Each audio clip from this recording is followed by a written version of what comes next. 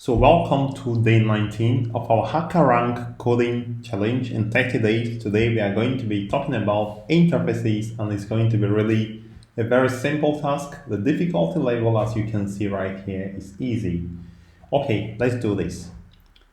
The task is the advanced arithmetic interface and the method declaration for the abstract divisor sum. Methods are provided for you in the editor below. Complete the implementation of calculator class, which implements the advanced arithmetic interface. The implementation for the divisor sum method must return the sum of all divisors of n. Now I'm going to go to my whiteboard. Let me just show you how easy this is. So given a value, let's say n is equal to 25. So what are the divisors? The divisors are 25. So, and of course 1. So basically, we are checking from 1 all the way to 25. We are checking for values that are divisible by 25. So basically, I'm going to say 25 mods 1, is it equal to 0? If it's equal to 0, then that means that that value is a divisor. So the pseudocode looks something like this. So I'm going to say for I in range. This time I'm starting from 1 to n. Okay. So I'm going to say if n mod I, if n mod I is equal to 0, I'm going to now say total or sum. Total plus is equal to I.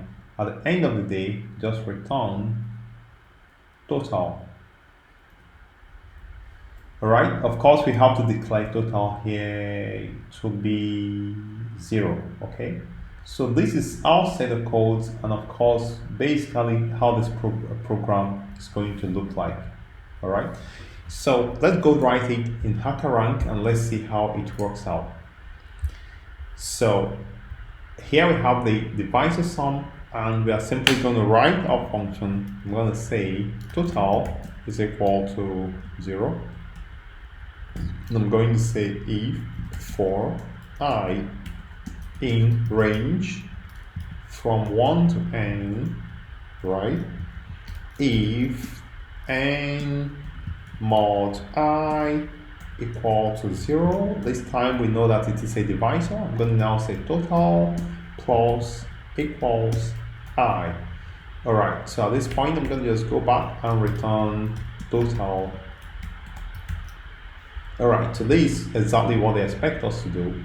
And I hope it's clear. Basic coding, I don't think there's anything hard about this.